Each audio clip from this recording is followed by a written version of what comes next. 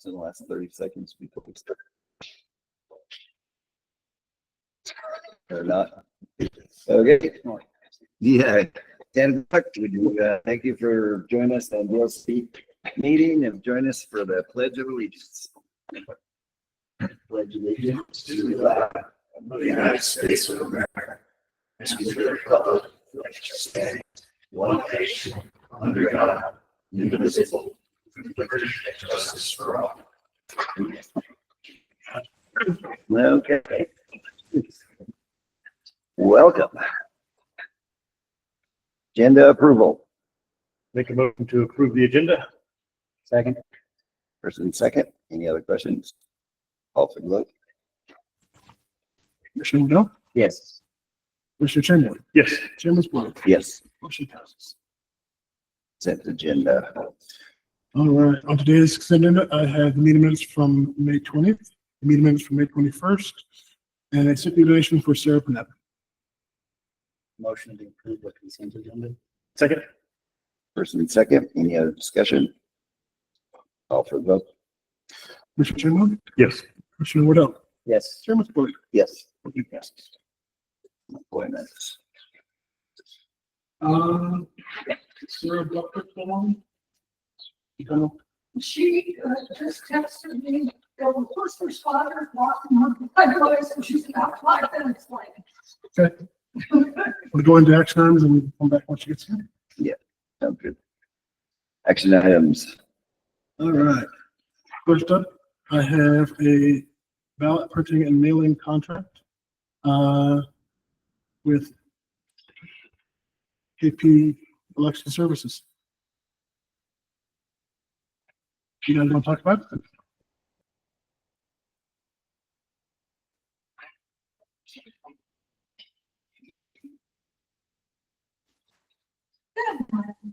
Good morning.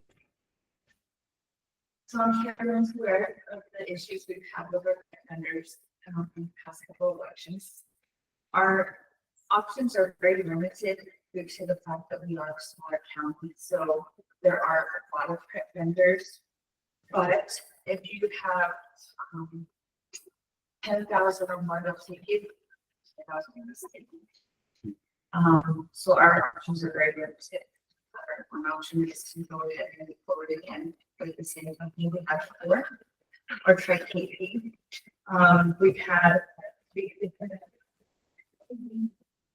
meetings with them, asking these questions, how to get both of them. Tiana actually got to meet Laura on the KP. She said that was in the day in person, and we feel like this may be a better option moving forward. We want to try. Financially. Financially, they're not cheaper, also, but it's a smaller election. So this is kind of a rough. It could increase a little bit. This isn't the final contract, it's just kind of a rough that they had sent. So they're now established in Colorado. I think overall they've been doing this for somewhere around 15 years, but in Colorado this is like years ago. The checker that is coming to.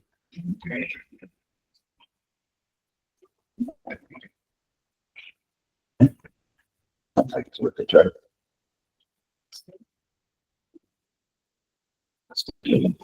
Either way, you kind of take a risk, you know, but I figured we've done our homework and we did homework with our last one too.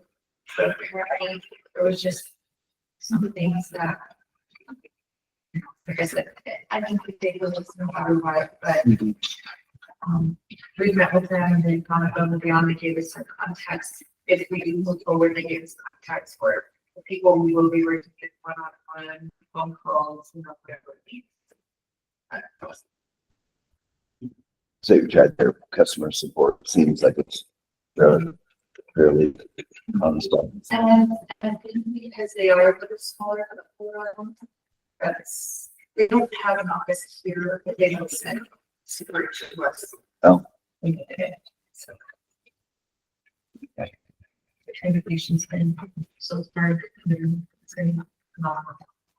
Like I said, if we just think, hey, we want to meeting, just ask the question, no problem. Next meeting, this time. Yeah. Nice. Okay. Any other concerns with them, or just, The best and the good, you know, working relationship and personal business. Okay, those are my biggest things that, right? yeah, that's huge. Well, it's like you can really get something done. Yeah. If you're doing the phone tag thing, if we're talking about other things, you're not working with one person or whatever. Okay. That's it, right? Like I say, Okay. you know, I understand that other companies or counties, but we're just a good partners then. So. That's great. So you make a case as such. Good. So. No, okay. Sounds good. Let's try. Thank you very much. Okay. So, motion to, Make a motion to accept the approval, or make a motion to approve the agreement with KP Election Services to provide ballot printing and mailing services. Second the motion. first and second, and the total is correct on there.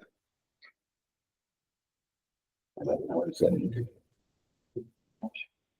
Yeah, the total on there, 11,170, is that, Yeah, and it could change a little bit. There's a few things in the contract. This wasn't the final, but it should change. Maybe, it may even go down a little bit because there's a few things that I'm like, well, we never had that before. Do we need it? We, you know, and it may change because of the type of election. So when there's smaller elections, they're a little cheaper. Bigger elections, one can come out, goes up a little bit. So. okay. All right, sounds good. We have first and second, and, should we put a, You can put a not to exceed. yeah, not to exceed 1215 or something like that? In this situation, it's Probably not. Erica's budget. My budget is full, right? So, Yeah, I guess if it's something out of the ordinary, you can come back to it or something like that. like I said, this is what, one of my biggest is a little weak. Like I said, it may go up a little, may go down a little, and it may change like for the different election fees that you again, of course, we pay again. Yeah. New contract, you know, but. Okay, we can just go with that same price and then see what happens. So, okay, first and second. Call for the vote. Commissioner Chamberlain, Yes. Commissioner Wood, Yes. Chairman's budget, Yes. motion passes. Okay. All right, next I have for you, purchase order numbered 2025-067 for Wagner Company. This purchase order is for a cat generator for the 129 Kansas building. Purchasing the generator directly will save the county the cost of the markup. So the total cost there is $101,331.70. It is something that we do need to have. We need to have a backup generator at 129 Kansas. Because it's going to be our dispatch center. We don't want dispatch to not have power. That's pretty big. At one point in time, there was a plan to apply for a grant for this. The way the federal government has changed those grants, we can't apply for a grant for that. They won't pay for it. I think that's permanent. We're being in place. So it's come out of regular county funds. Okay with that. No, but you know, it's Well, much an option.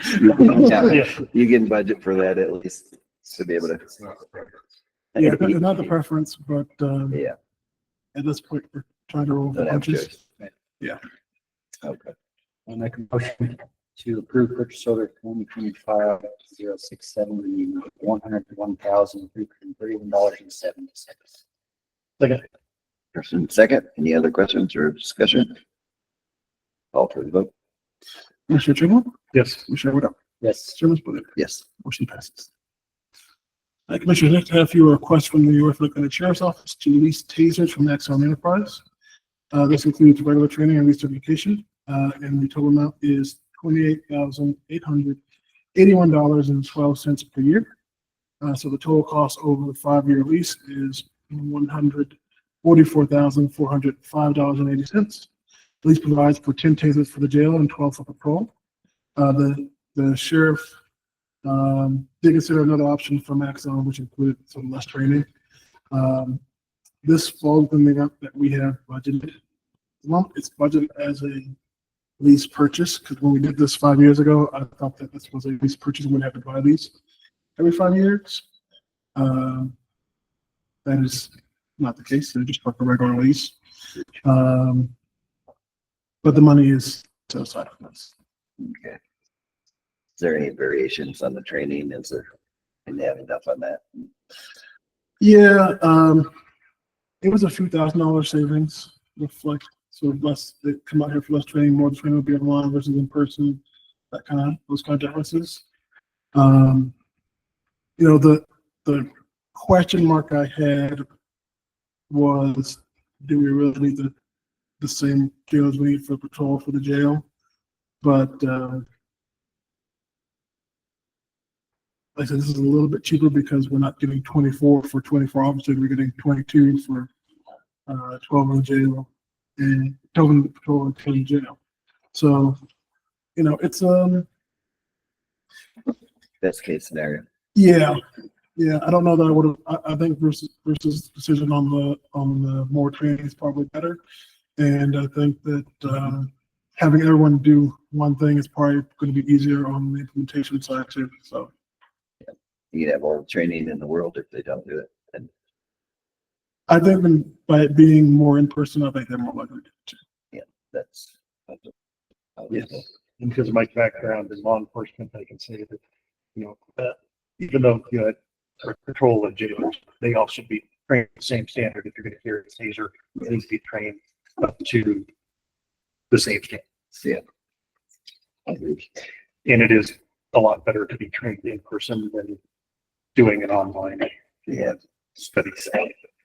Kind of hard to Even though, yes, and find out that Yeah. online yes, implementation that the final product is going to be less.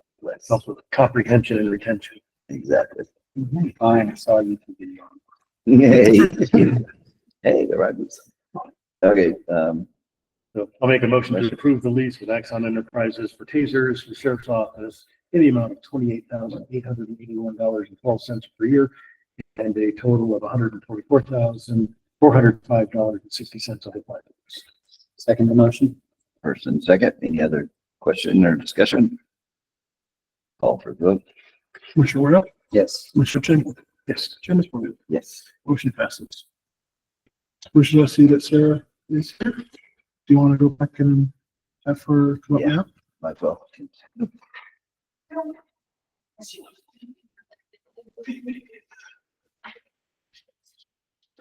Sorry about this pesky. Oh, go. I apologize, everybody. I walked out the door. I was like, well, you know, I can see it. And I was like, what is happening? You know, when you have that nights outside my house, you're like, ugh. Are they here for me? But I think everything's good.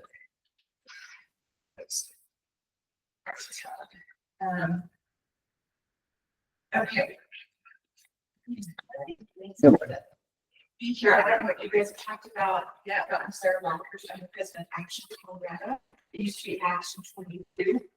We changed that, you know, last year. We changed it just over a year ago. We did it for a lot of reasons, but I think mainly what we found, one of the biggest reasons was that everything we were working on had state impact. So the problem there is when Action 22 was first set up in exactly 2015, the numbers indicate the counties that they represented, and of course, Action 22 of the 10 poorest counties in Colorado, none of them were in the Action 22 footprint. And so we realized that we were doing way more, and we were doing it for way less than everybody else. And So that was one of the reasons that we made the changes. So I wanted to first thank you. And I see that Sherry's on. Sherry was part of our academy not last year, the year before. And so was Ryan. And they were really great. But beyond that, we've had Lola helping us with our broadband committee. And she brings, of course, as you already know, not only tremendous knowledge and understanding, but those connections that are still so well respected. And she really represents this area in a way that no one else can do. And so we appreciate her all the time. And she'll call me and sort of let me have it about once a month. Which is really a really healthy check-in. But while I was sick last summer, Lola really stepped up and helped with the broadband committee who's run right now by Kate Sneed, who used to be in the broadband office. And then also I want to thank you for allowing Carlton to be on our board for such a long time. He's the treasurer for this, not just this community, but this area as well. And we appreciate him so much. So I wanted to brief you guys because there's been a lot that's going on. And you do have a lobbyist. You guys don't have a lobbyist. So I don't know how much information you're getting through other than what Lola or Carlton would bring to you from those committees. And they've been really committed. And by the way, I also have to tell you that the broadband committee was sort of the proof of concept for Action Colorado. And they were so wildly successful that we knew that we could duplicate that. So, and I can come back with any questions on Action Colorado if you want. But let me give you a quick briefing over this year and where we're at. So, as you already know, the session ended just on May 7th, and there's been a whole lot of action after that. There were 657 bills introduced this session, which is 49 less than last session, which I would like it if there was like 150 bills introduced. I think it's insane how many bills get introduced to get passed every year. 80% of those both chambers for this year. There's some big ones that we need to keep or pay attention to. One is or the big ones were the labor one, the Work Protection Act. It passed, but the governor vetoed it about a week ago. We'll go into the governor's vetoes and stuff in a little bit. The budget, there was a $1.2 billion deficit, and they did some cuts. The issue is going to come up more and more about Tabor. And so there was a bill that was that they were playing around with about getting the state to commit to several $1 million to get by Tabor to get Tabor overturned. So it's an interesting dynamic that happens every once in a while, where the legislature or administration will go to the legislature and say, I would like $1 million for us to sue ourselves. And that's what this is. So it didn't happen, but you're going to see a whole lot more of it, because whatever the deficit we were able to manage with cost cutting and so forth, it's going to be a lot worse next year. And we don't know what the federal financing is going to, or what the funds are going to be from the federal. And I'll get to that in a minute. There's a new dedicated income tax revenue stream for public schools. So that was the largest investment in years. We were really worried about, and I'm sure all of you were, about what cuts were going to be to education, especially after last year they sort of set aside the BS factor. And I'd love to say that, the BS factor, because that's exactly what I felt about it. But we were really, when they're saying $1.2 billion, we thought they were going to take a hatchet to education. They didn't this year, but we'll see for next year. Policies, the Y initiative failed in the Senate. So that's the faith-based housing model. Didn't gain traction. So, and then the immigration bill. So on immigration, the bill restricted local cooperation with federal immigration enforcement, and that was the governor's decision. Now, on that one, this is gonna be the part that's gonna be, really interesting. So the, immigration stuff goes against what the governor likes, and the federal immigration stuff goes against what the governor likes. However, that's gonna be tied to a lot of funding. So it's really a question of federal funding, and that's really a question of what hill the governor wants to die on. So he has till the 6th of June to veto the bills. And then now we're going to talk about intern stuff, and I'll talk about energy, and then we can go into, if you want, a little bit more about what the governor's vetoed and what has passed, and so forth. So he has till June 6th. There's a lot of intern stuff happening. We anticipate there's going to be a multi-issue in our special session.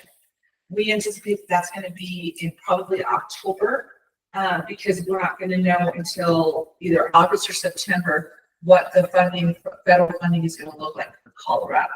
So there's a lot sort of weighing on that part of it.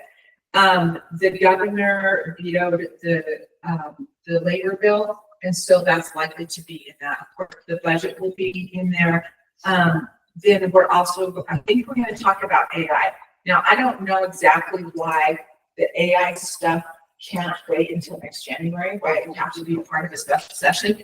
But the discussion is it will be, and then I think it's because they want to get some things on the books before the federal mandates come down. The difficulty with doing that is AI isn't a local thing by any means. And so whatever those rules that come down, they're not going to put out any rules. They're not going to put out anything, because a lot of the strategy of this current administration and legislature is to fight the Trump administration. So they want to go against anything that comes out of the Trump administration, which I think we can all agree there's a lot of things that we like, and there's a lot of things we're pretty nervous or we don't like at all, where it's very uncomfortable. And it's really hard to put, to pick and choose what the federal government should have a say in on, and state and then local. So think about it this way. Every time a state puts something down that you don't like, or that clearly has disregarded our local or our rural communities or whatever, that's exactly now the state officials now know how you feel when the federal government does the same thing to them. So it's fun and interesting to watch if you're not emotional about it. If you're emotional about it, I'm really sorry. We should probably see somebody about that. Yeah, break out the popcorn. Get that set up. So there's all kinds of stuff. We're tracking the vetoes. It's interesting what he's vetoing right now and what he's letting go through. So a lot of other things happened, and this is, I'm just laying out what some of the things we do means for Huerfano County. So I've just kind of personalized it for you. So I don't know if Lola told you this, and if you remember back over the discussion of energy over the last couple of years, so you know that they're going to shut down Comanche Power Station altogether. Comanche 3 is being shut down. So in 23, I was on a committee that we led this report called the PISAC report, to say what we want to have, what we would like to see done with the Comanche station, and particularly with Comanche 3. That's a relatively new state-of-the-art coal facility, and it'll be the last one shut down and all of that. So this year, so we made a few recommendations on that, and I can do it if you want, but basically it was combined cycle natural gas with carbon capture was our number 2 choice. Of course, a small modular reactor was our number 1 choice. That's been an interesting journey, because you think that we were harvesting kidneys in a bathtub or something. The way that there's been some response to it, but it's a very small number of people that have responded. It's been a visible response from a very small number of people. This year, we finally were able to get, we were really clear on that over the summer. We were able to get the 1040 bill, which was nuclear energy, clean energy passed. We worked really closely while I was sick. I knew it wasn't going to get it. There had been 2 previous attempts at this to pass this bill. I was very sick, so I asked of all people in the world, and if you know both of them, you'll especially appreciate this. Francis Concilia and Ty Winter worked all summer on this for me because I was too sick to do it, to get the bill put together and ready. But we knew that we weren't going to be able to get it passed without a Democrat sponsor, so Aldez stepped up. We were able to get that, and there were several things that the governor's office came in at the last second out of that bill that we now understand why we didn't know at the time, but we understood why. But that was a really, really big deal to get nuclear energy clean. And you might ask why that's a big deal, especially if you're uncomfortable with the idea of even discussing nuclear.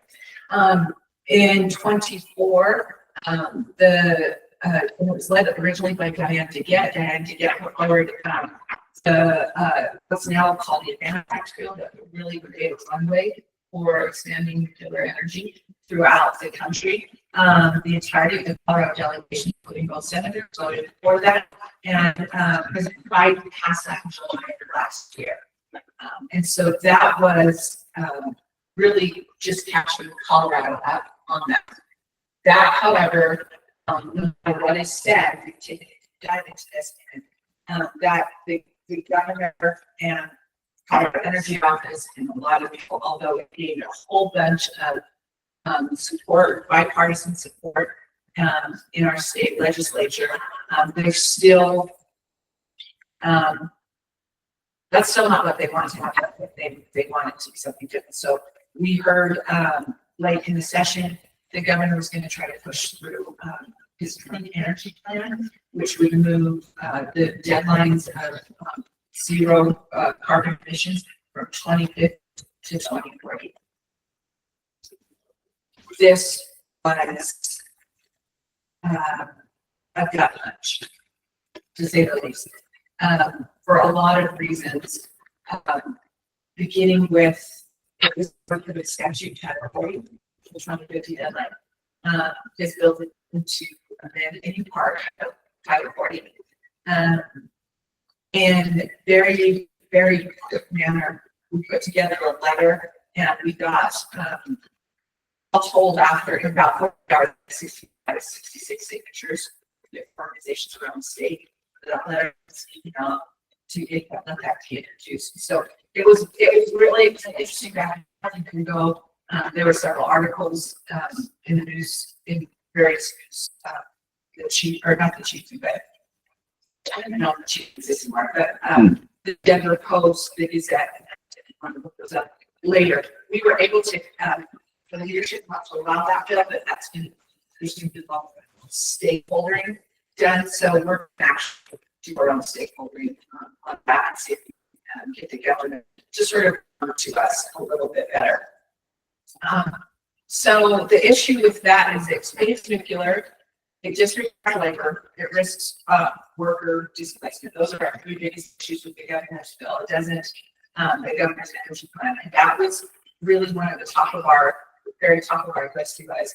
We needed it to be safe, reliable, firm energy that really brought work, brought good, high-paying jobs to the area, and protects that tax base. And the governor's bill does not do any of those things. That goes in the opposite direction. So the reason that this would really, that you need to be paying attention to that is because it's going to affect the transmission planning and economic development, as well as the neighborhoods across the state, especially here in southern and north Colorado. Then also, PUC is sunsetting next year. So we're going to be having a lot of discussions on what we want the public utility to look like. Right now, it's 3 people. There's not any. So let me go back really quick. Let me tell you that the PUC mainly they oversee, in particular, investor-owned utilities, but they are far bigger than that. So if you were to go look at their agenda, we just, for a fun thing, we went to look at their agenda. They also oversee rail. So they were telling Windsor how and where they could put in, asphalt track, like walking track, bike rail, trails. So the PUC, because of everything they oversee, nobody really does anything in the state, or very much in the state without going to the public utility commission. Those are 3 people. They're all appointed by the governor. There's no checks and balances there. They also have the pleasure of the governor. We're going to ask for a bigger commission that is geographically represented. We'll have a constant discussion about that. They do not want this to consolidation power and ask us to opposite for a second. So we'll keep you posted on that. We're going to do an energy convening on the 25th in Denver. And we'll keep everybody posted on that. But we're going to do this energy. It's going to be, I'm calling it a convening or convention because we're going to create our own Colorado energy plan. It's like I said, so we can get the governor. Instead of saying reactionary to what the governor presents, and say, here's what we want. And if you want this, this is what we have. We've actually been, some pretty audacious, but we've actually been pretty successful in taking this approach and anything, including on the broadband. If we say this is the problem, this is how we fix it, it usually works. So the other thing, and this is really, really big to us, is this just transition. You guys have heard the just transition. So all this money went to transition because they did is the king said we're going to close down these coal facilities. We're going to close down coal facilities. Just to let you know, they're going to be closed down. Well, what we just said, there's no answer, right? There's no answer. And then if anything that we do has to go through the PUC, and it's nuanced and complicated, all of this sort of thing. What we're really frustrated with is there's been some money towards just transition, but there's not actually been any jobs produced or any economic development. And part of it is because they still don't even have a definition of what transition is. We have a definition of what I'd like it to be, but we'll see. Go ahead. On the state EDC, there's money set aside for economic development projects with just transition, but they're very tight. So I think I asked a question at the last meeting. The feedback was for there to be, for a county to be eligible for just transition funds, you have to have had a plant that was open in 2017 and closing. That's not the exact wording, that's in English somewhere. But like I said, I'm just went through this whole new up mine situation. And then I was wondering, these other, frankly, bigger counties that have more resources in our area do. Outside of Pueblo, Here's why this is so wrong, that nobody else is outside. How many of their workers come from other counties? How many commute to other counties? And so that's part of that, even for job or anything like that. It's like that, and you're absolutely right. But they haven't taken that into consideration. But how are they going to deliver a framework out for these funds which are trying to come out? It's like a few $1 million, right? It's not very much. How are they going to do that? They won't even define what it is. How can you deliver on something that hasn't been defined? And so for them to put up saying, "Oh, you can't do it," you can't get these funds. It's infuriating. Okay. And then so the policy, energy policies, has such an economic impact, and it's not just here.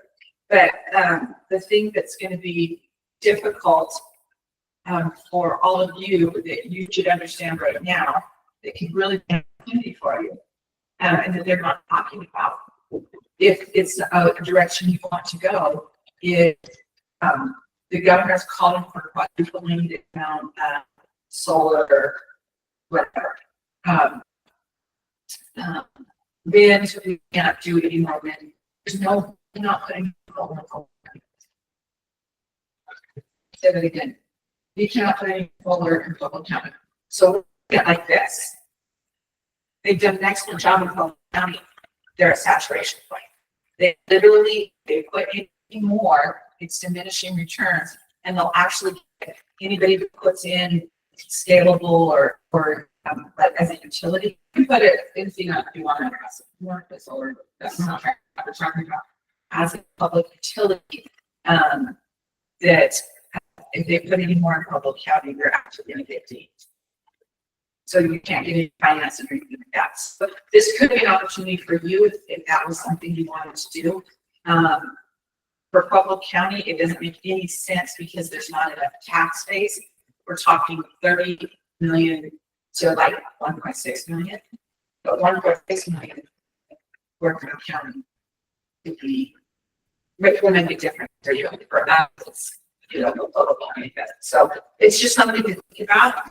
And it definitely is open if it's something you wanted to do.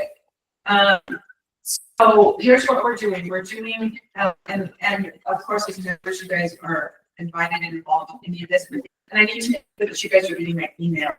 So if you're not getting emails from me on a fairly regular basis, then I need to pick something. You guys need to be getting those directly to your inbox. We have a leadership policy diversity cabinet, so you know.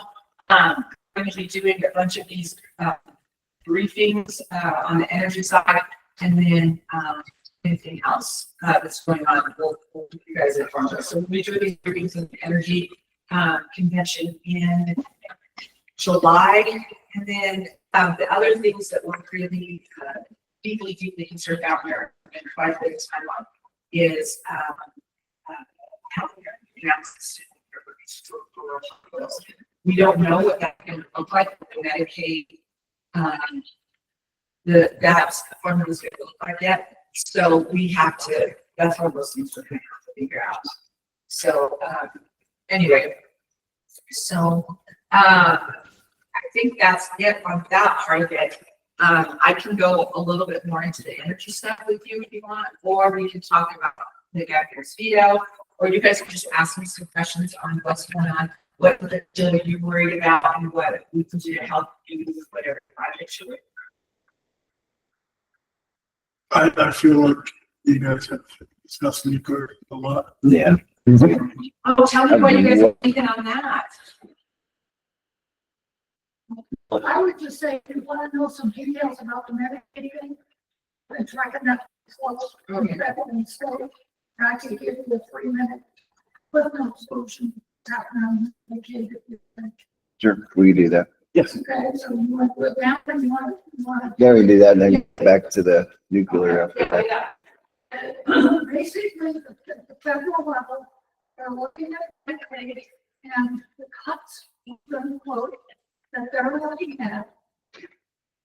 They will stop paying, Medicaid will no longer pay for tender care, for abortions, for illegal migrants, and for, and they will stop.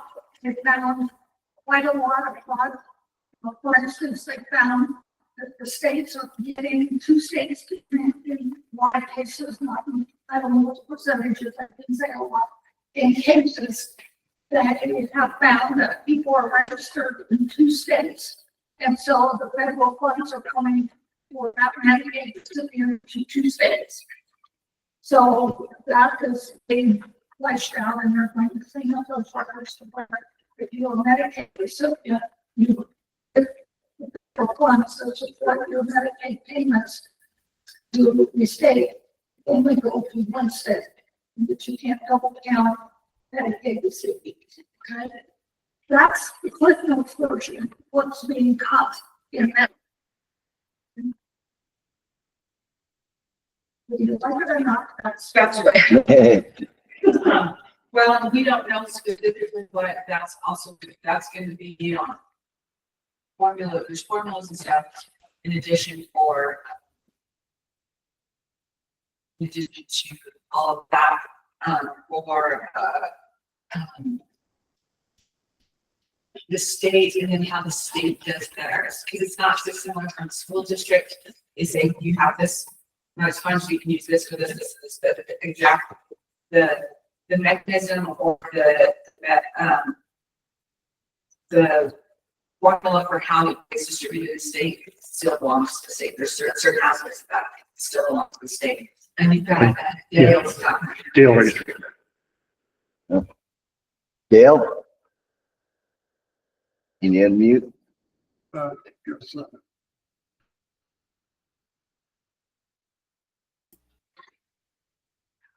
One of the things I would love to ask Action Colorado to look into, and hi Sarah, it's Dale. I would love to see, because of our population, the extension of MedRide to Medicare. If you're not on Medicaid, you cannot get MedRide, and MedRide would be huge in our community if Medicare provided it. And I don't know how to ask about that, because would be huge in this community. Dale, I appreciate that. That is actually on our discussion list for our healthcare committee. Our healthcare committee took a little bit of a hit this year, or just now, because the CEO for the Arkansas Valley Regional Medical Center was let go last week for budget cuts. And so we are right this minute, our top priority is funding to keep these rural hospitals open. MedRide is most definitely on our to-do list, but right now it's a triage situation that we're desperately concerned that they'll have to shut down, like the Arkansas Regional Medical Center, or most of it within the next 2 years. And so some of those things, it's not that MedRide is not important, but we definitely are, like I said, we're in a triage situation. So it's on our list, but I don't know how quickly we can get to that. And we're not going to really know anything on any of this until we understand how the funding is going to happen. So when we're talking about our state, and there was some work that was done this last session by actually by Nick Hendrickson, to really try to protect those safety nets and the rural hospital and safety net hospitals. But there's a whole bunch of stuff also that's going on with the 40B pharmaceuticals and all that. So there's just so much to be done on this, and it's really not been very high on the legislative priority list this year. It's going to be really, really big next year. So, but thank you, Dale. We'll put that on our list for sure. Thank you very much, Sarah, and thank you for all your work. Your work is incredible, and that school is wonderful. Thank you very much. Oh, thank you, Dale. Dale, I would just add, this is slow.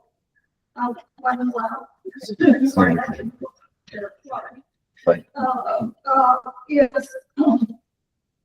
I just really be on Colorado Health Coalition Public Policy Committee, and I just went through the 3 tracks. 21 bills this year, and we on the 320B bill, which is talking about the constitutional. If at some point you would like to have a opinion about that, I'd be happy to give you that, because I'm participating in it every week. So,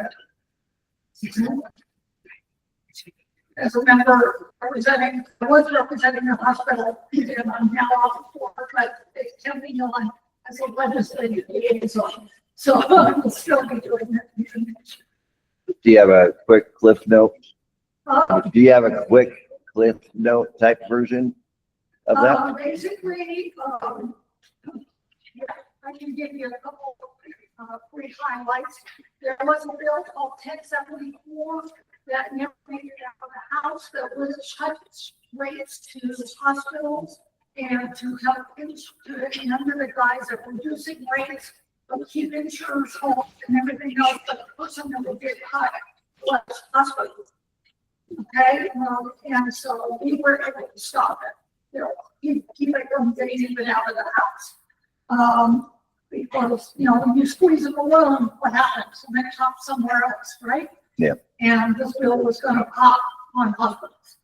So we were able to keep that out of there were two 340B bills, 71, Senate 71 and 124 and both printed. So from offline bill number. So, but, they, one was bought by Big Pharma, okay, to, restrict the use of, there's a 340B is the federal statute that provides a discounted pharmaceutical program to retail pharmacies and hospitals. And it was going to restrict the uses of those discounts because we get discounts at the hospital and the retail pharmacies, and we can use those discounts for other purposes within, you know, designation. They wanted to not allow us to do a lot of things with those 340B discounted program. And so this is a big deal. This is billions of dollars. Okay. I carried two big pharma bills in the past. I never passed either one because big bucks coming in. Okay. I mean, big bucks. It's estimated they spent over $3 million trying to pay our bills in the last session. Okay. I mean, I'm talking about big bucks. Okay. And we were able to succeed. And Kyle Brown was the sponsor of their bill, and he accepted a lot of amendments, but I came down and Sorry.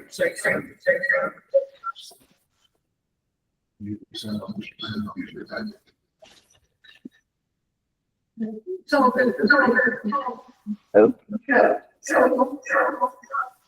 I'm echoing back. Yeah. Okay, sorry. Okay, so anyway,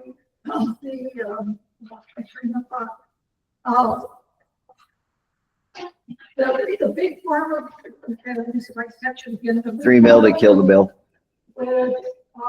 They wanted to, okay, what basically came around, the prime sponsor of their bill, let his bill die on a calendar.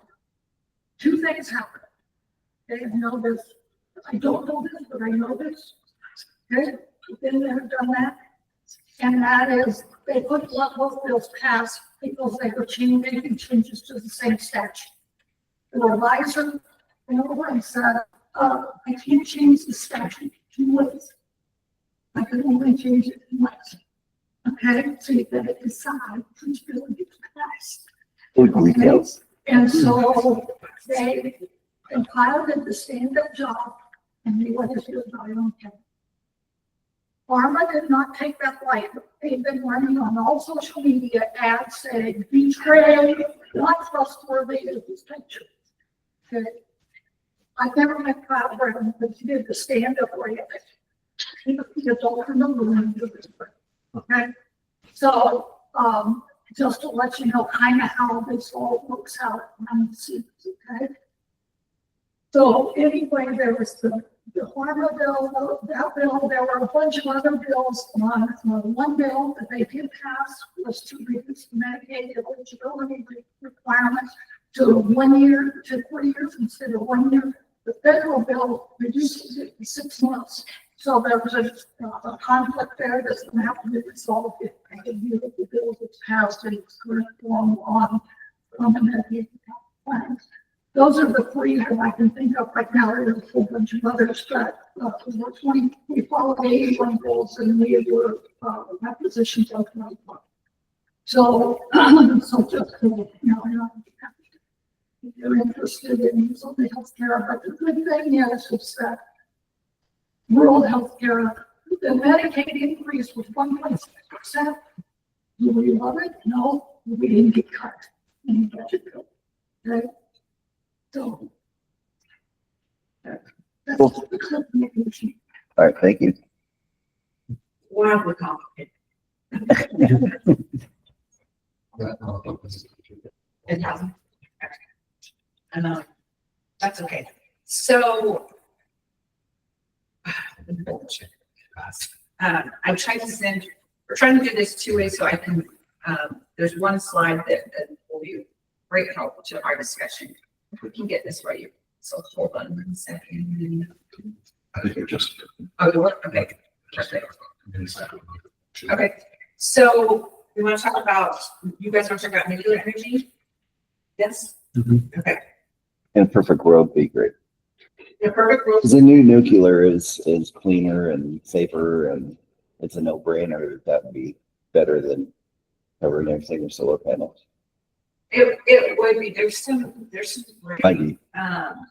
now, so officially the Action Colorado position is more than all of the above approach, but it's a smart one, right? So like in Los Angeles County, geothermal should be chased. That's just the way it is. Colorado is really positioned to be, if we did this right, and this is sort of the tragedy of all of it, right this minute, especially southern and rural Colorado, is perfectly positioned to be the absolute leader in development of clean and firm energy technologies. We have the already trained workforce here. We have, we're further ahead. Us doing the PISAC report took 2 years off of the 10 to 12 year cycle. What you have to do, put it into the power plant in the cost of refixing or redoing a current facility that's already there. The permitting, it takes part of the permitting process down. And so there's a whole lot of really great pieces to that. So here's what we did, and this isn't actually our slide. This is from energy.gov, and it's on the bottom end of that. But if you look at energy, and I don't know if you can put that up on the screen. So it's yeah. That's a lot on the keyboard, I think.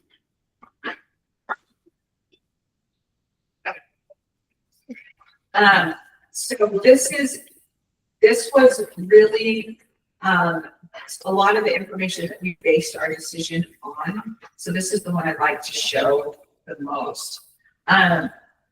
When we talk about firm, and this was the question I got a lot, it's not, firm energy it's not dependent on the weather. So solar and wind are great, but they're very diluted for energy sources, which means that you have to make it up in a different way, and that is through land. You have to dedicate so much more land. And so there's a lot of, now that this technology, solar technology is about, and there hasn't been a huge amount of advances on it over the last 30 years, but this is 40-year-old technology that we're talking about.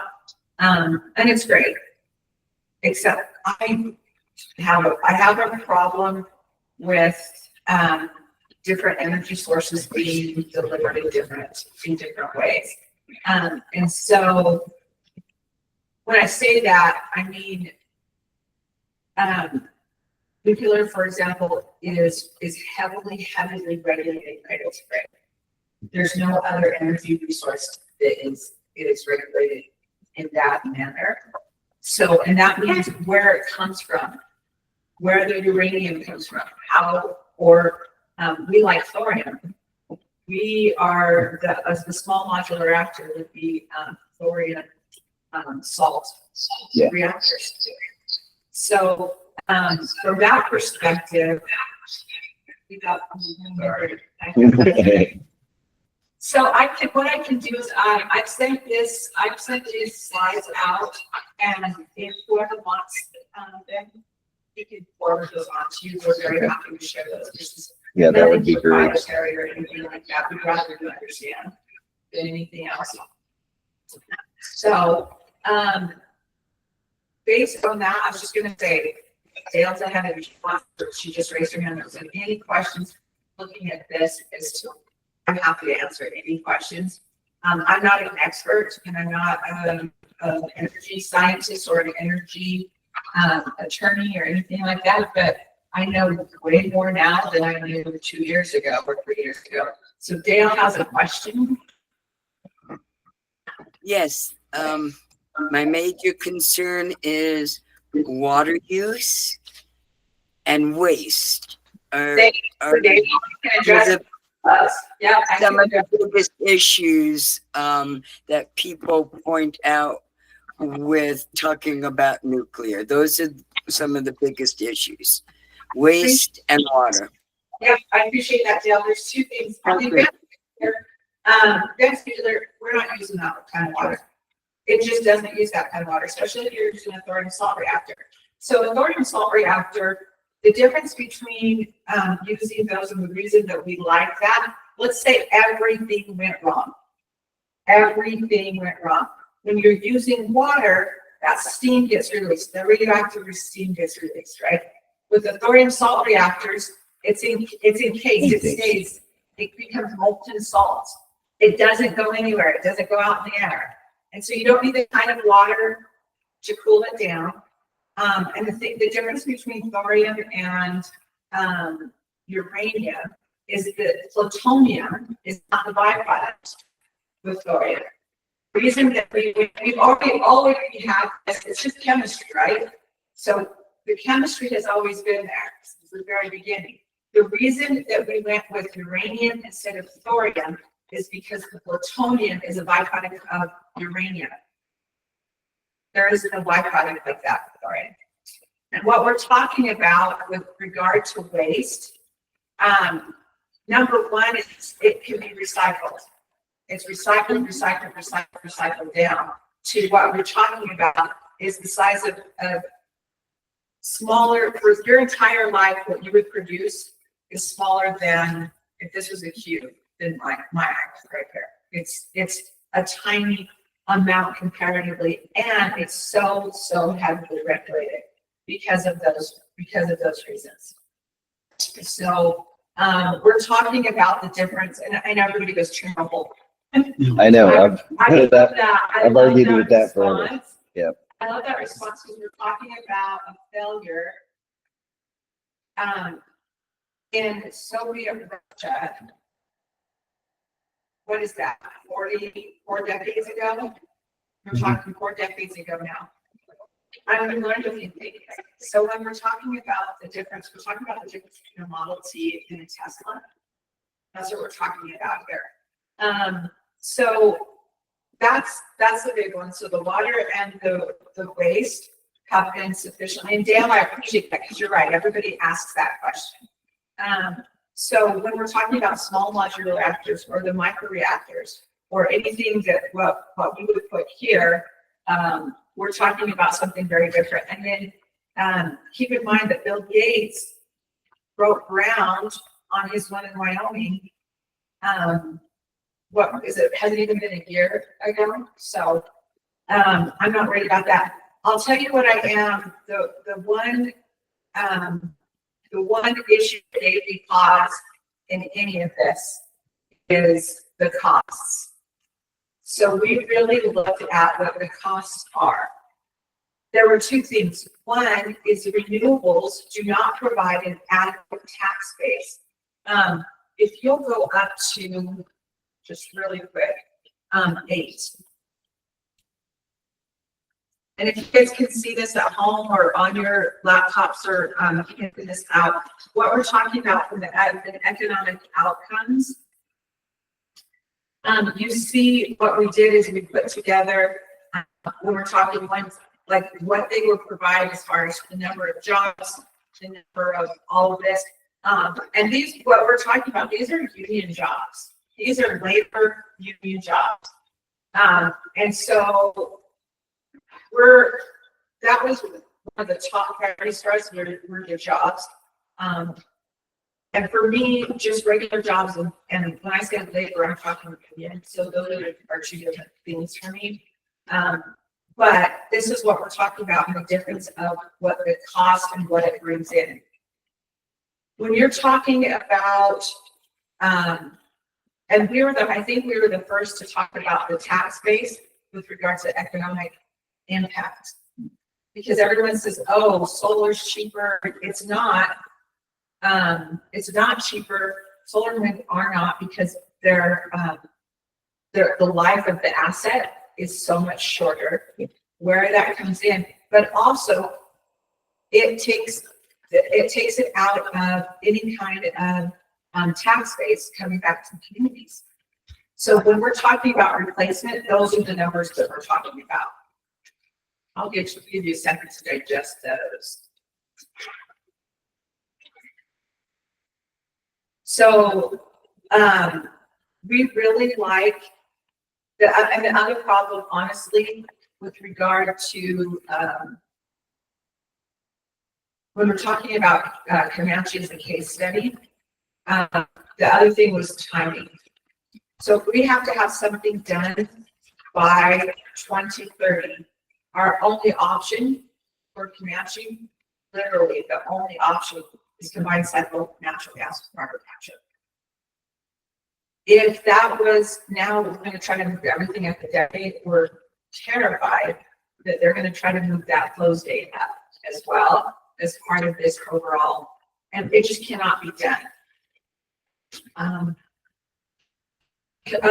Excel is part of their settlement, their just transition settlement agreement. So the just transition, it's not on the state at all, even though this is the regulation that they created. It's not on the state at all. So there was a deal that was made that an Excel agreed to pay their portion of their taxes for 10 years. But we're talking like, I think it's 16 or 17 million compared to the 30 million that they're getting for public. So when you're talking about that, it's just not going to get the job done. And so we are really they're looking at it from a national perspective. But then you saw that President Trump came in and said, you're not shutting down any more coal facilities. And so we're all kind of going, okay, what does that mean? We don't necessarily want that.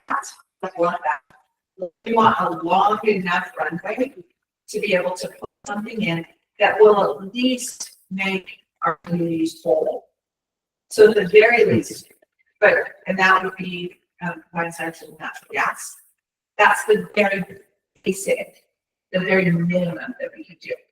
If we're talking about really hitting this out of the park for the next 4 generations, next 3 generations, it's going to be a small modular reactor. And if I get my way, we'll do both.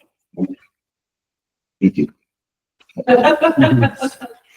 We deserve it. We deserve to be able to do this. And for somebody to come in and say, we're eliminating your position. We're eliminating your job position. Okay, what if the first question is, why? Well, we want to do, there's an agenda. We want to. We want to say that we did this. Okay, well then what are my options? Okay, thanks for coming in. We'll see you, you're done. Yeah. But so that's what we're talking about. Don't It's ask just the not hard right. questions. Yeah. Southern Colorado has delivered, and Pueblo County has delivered more to carbon reduction than any other community in the state by far. And if we're going to have any prosperity, we have to have the just transition on it. So, any questions? Throw whatever tough questions you want at me. It helps me out to get me up a little bit. I talked to, sorry. Okay, so I had talked to the president of San Isabel Garcia about the subject. They were looking at thorium as well. He told me that it's tough. Of San Isabel Electric? Mhm. Yeah. It's really tough to get that. Actually, no, Chairman, sorry. Oh, okay. Ray Garcia. Oh, okay. Okay. So we were talking about that. So it's really tough because the feds have it so regulated that it's really expensive to get that. So that's not what the expense is. The expense is, well, in part that is the expense because it's so heavily regulated, but we want it that way, right? This is powerful, concentrated energy. we're not asking for any of the federal, anything, regulations to be lightened. Now, they will be. That's gonna happen. Because we have to move a whole lot faster on this than we're currently moving. If we're gonna even think about the local, but beyond that, there's several things that have been put into place already. What makes it expensive is instability in the market, both from a perspective of beds and insurance and financing for these huge projects. You can't just change the goalposts every year and expect any kind of stability. So that's number one. Number two is we're still overcoming supply chain demands.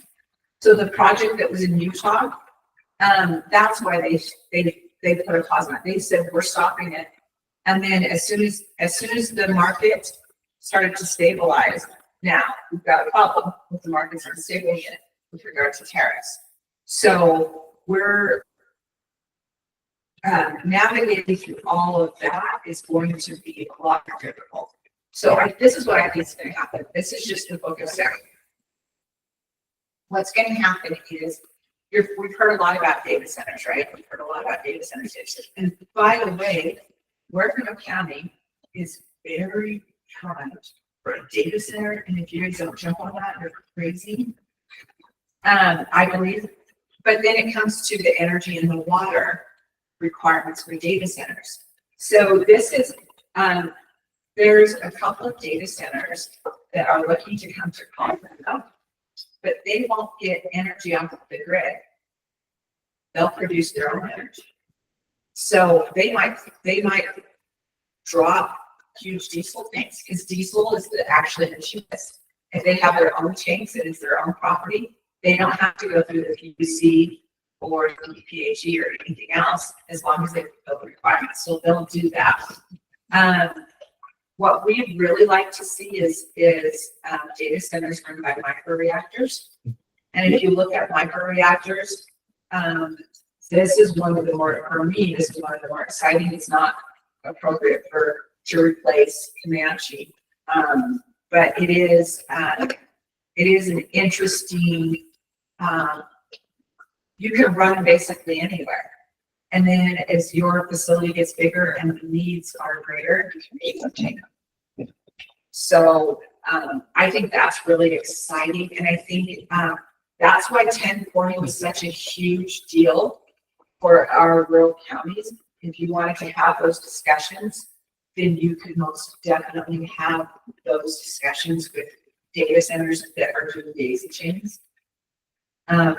There's some tax incentives on some of that. So you guys are going to have to work really carefully not to get basically taken advantage of down here. But I think there's a way that you guys could invite that kind of development. It's not going to take the land and water that you would see some other places. Sign me up. Well, so we're going to start really supporting members from that industry here for Action Colorado. We haven't really done that, but we're starting that right now. Leave it or leave it. And it's just because, we're like, what is the needs of, what matters most to those we serve, what does our community need from us? And so now we've gotten over that hurdle with that 10-4 bill on the clean nuclear clean. We feel like we really that's opened a lot of doors because I'm not going to chase people down to join it unless they're going to be a benefit to them. So as soon as those discussions start to happen, we can move forward. But most definitely, that's going to be part of our that we're creating. Is to remove barriers for rural communities that could do something more. What else? Sounds great. What steps? How do we pursue all that? I mean, I've been talking about this for a while and carry around all the documentation that says that, just like what you were saying about the it's not the old school nuclear stuff. It's all new. It's not, And, it's actually wildly exciting to me. yeah, it's huge. There's a thing that he did a whole bunch of work, and I can text me and I'll send it to you, but, he did a whole bunch of work, and he was one of the very early pioneers of, movement towards solar, which at the time was really, really great. And we liked it, but we've done a really good job in this country, and we've done a really good job in this state with capturing renewables as much as we can.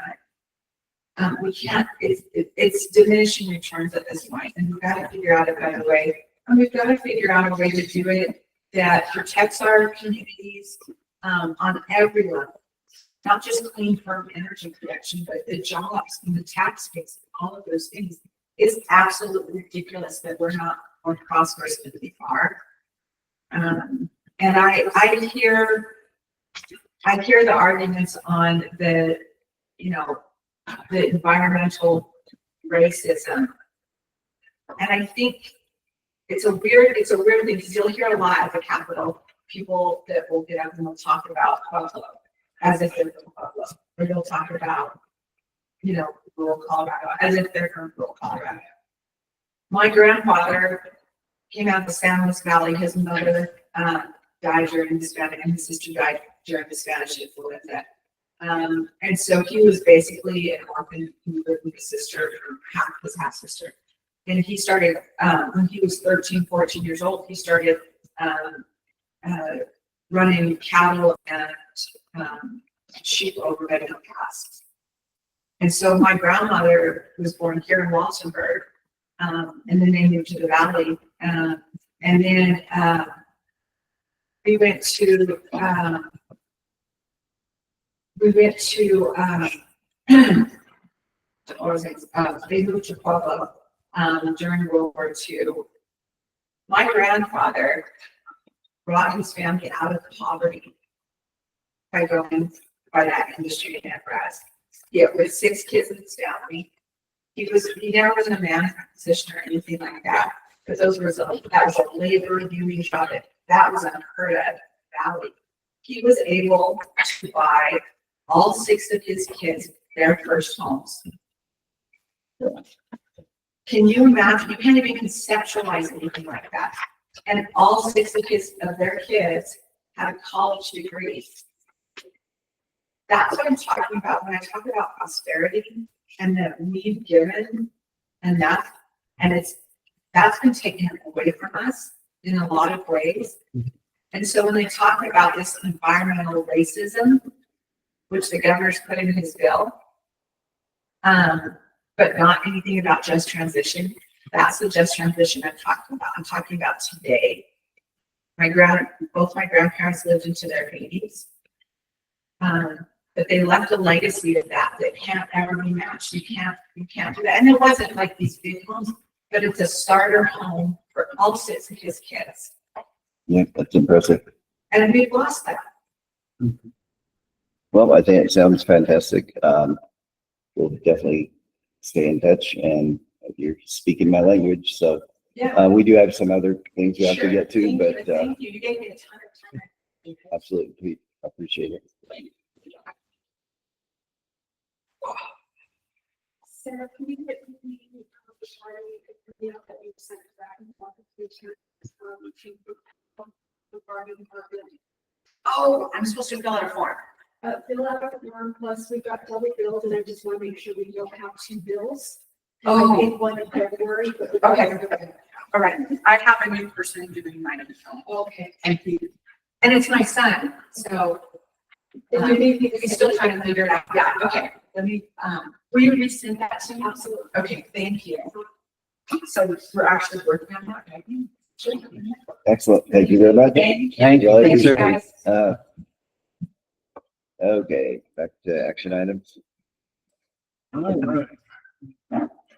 Let's have Thank you, Lola. Thank you, Lola. our second rate run for May 2025 in the total amount of $291,015.83. $291,000 $15.83. Mine says 213,557. We should cover road items. That was Yeah, 230. What page you on? So I went through the Oh, okay. number for the Yeah, mine says 213, Yeah. 557, 47. Kim, it looks like there's two different numbers here. should, I should have sent it to you on Friday. Yes, this is the Friday one, 11:45 a.m. That matches the, yeah, you said the cash requirement summary is different from the approved invoices by vendor.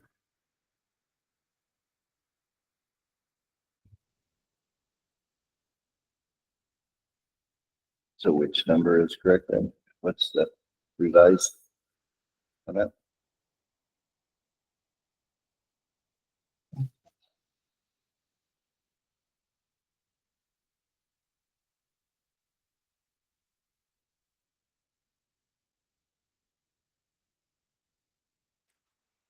So it should be 291,015,83.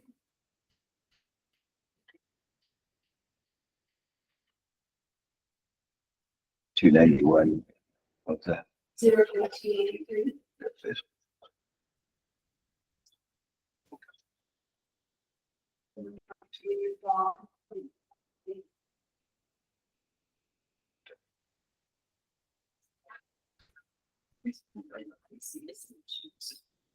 I'll get it if you want to print it and upload it. No, Yes. so.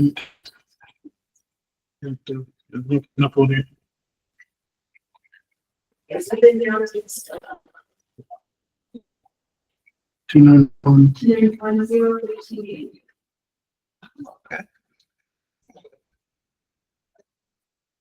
So motion. the issues you would make go from 213 to 291. We have.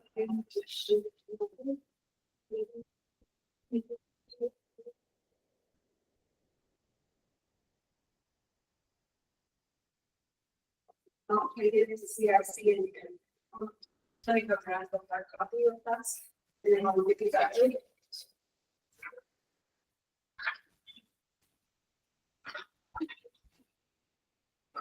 Pause there and go to the code red for the other ones. Yep. Keep us moving.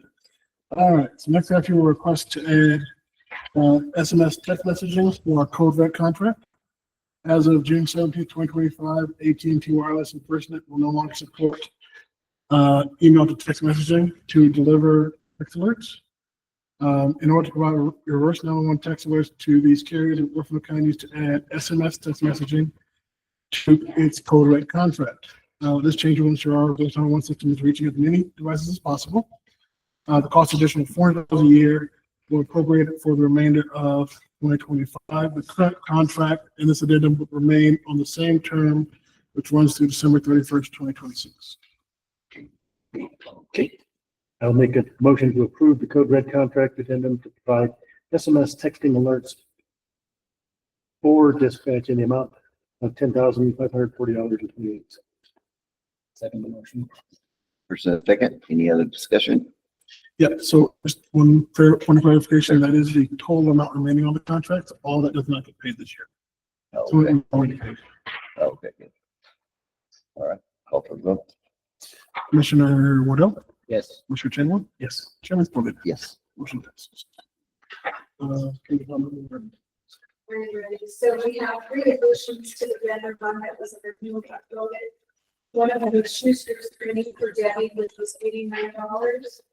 Mobile Solutions, the 13,499.46, and then Huerfano County Parks, their grant reimbursement for 21,059.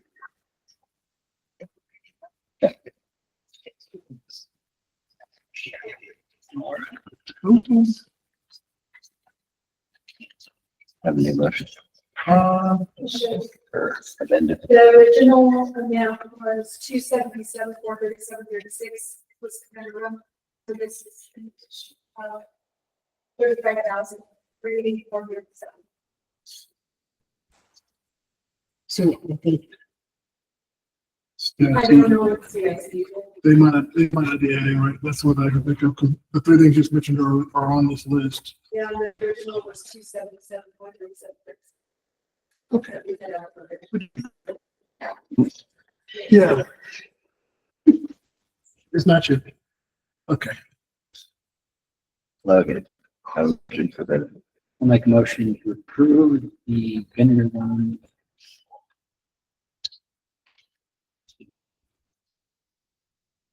291. 291,015. I was looking for the date. So It's tomorrow, but May 28th. So for May 28th, in the amount of $291,015. Second. first and second, any other discussion? Call for the vote. Mr. Chairman, Yes. Commissioner Wood, Yes. Chairman Spillier, Yes. motion passes.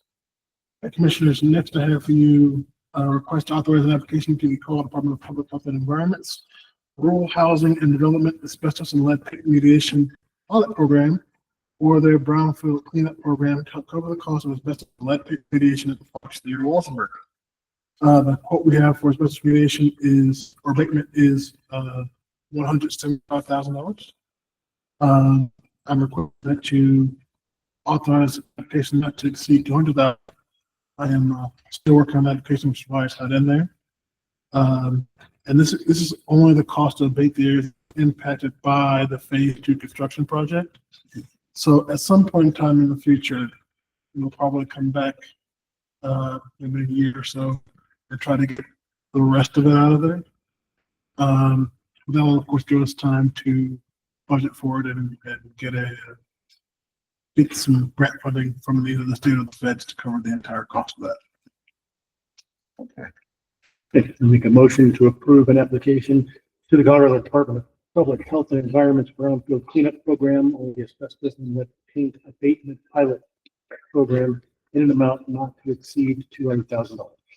Second. First and second, any other discussion? Call for the vote. Commissioner Wood, Yes. Commissioner Chin, Yes. Chairman Spillier. Yes. Motion passes. Last but not least, I received a request for reconsideration of a worship on the Thorn Ranch from Rosicki and Macho Bravo LLC. Last meeting, they said they were wrong. Let's see.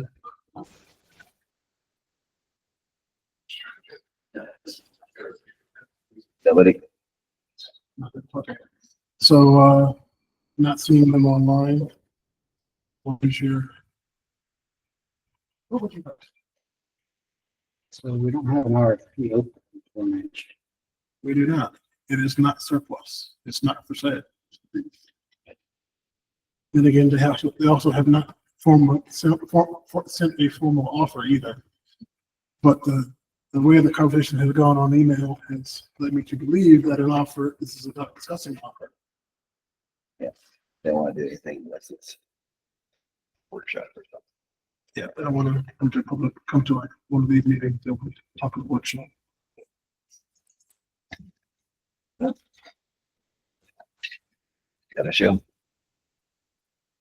No change? You know, reason to.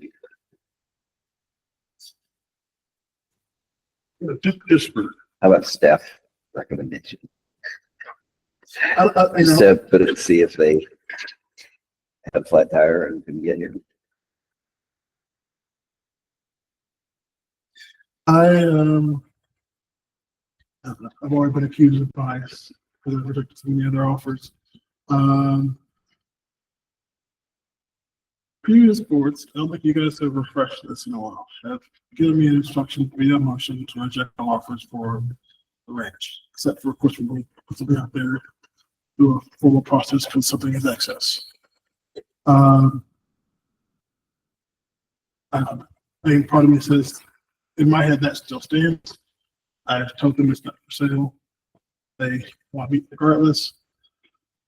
I'm a little bit annoyed at the back and forth on this, because again, it's not surplus. The things that are surplus, we put it on the market, try to get as many bids as possible, yada, yada, yada. They're sort of implying they have a right to submit it to consider an offer or them to buy this ranch, which has a governmental purpose that is order for Gardner.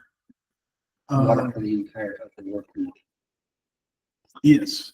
So And I mean, I also get that folks are new to the area, they might not understand what's all involved.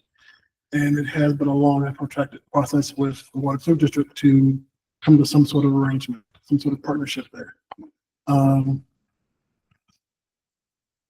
I can just tell them no again. And Well, in my mind, we have reached out for numerous times that they would be able to meet with us or to come to discuss it, get the ball started. And they don't want to do it that way. And so it's like, how many times do you continue to reach out for information? I'd love to hear it, but if they won't do it unless it's absolutely by their measure, yeah, we want to do it in a public setting. If- So everybody knows about it. so I rejected several offers from them because the ranch isn't meant for sale. At least that portion of it hasn't been for sale. But, yeah. Okay. Donations, no, I don't want to jeopardize the security of the water for the work.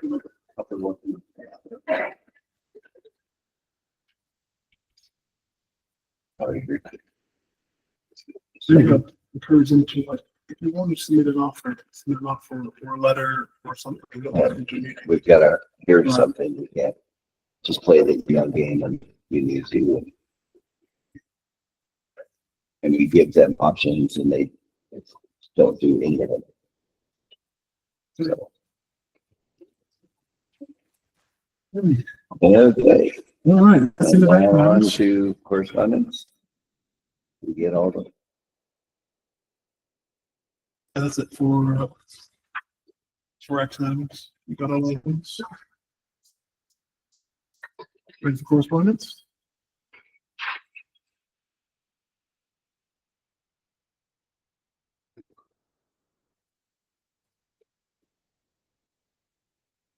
oh, I'm sorry. I was looking at the, yeah, public comment. Correspondence. Or I'm sorry. Yes, correspondence. All right, so first I have your leave balance as of May 17th, 2025. I have a series of CJS technical updates on in order navigating drone liability, understanding EOCC complaint process, wildfire mitigation, cybersecurity insights into SIM swapping, accessibility compliance for local government, Colorado government, personal vehicle used for private business, and unleashing the liability of pets in the workplace. Last but not least, the Southern Colorado Government District is hosting a water and sewer summit on June 25th, 2025, in Pueblo. I asked them, hey, you guys send to everyone and to all the folks who run water and sewer systems in Huerfano County, and they seem to go us, to Walsenburg, to Levita, Char Water and Sand, and Napa. So all the public systems. And then as in the correspondence.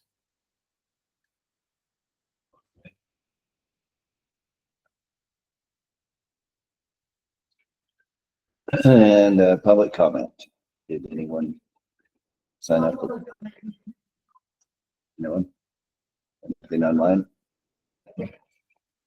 Okay, staff reports. Another thing to report, well, a reminder that we will not have a meeting next week. You all will be at the conference.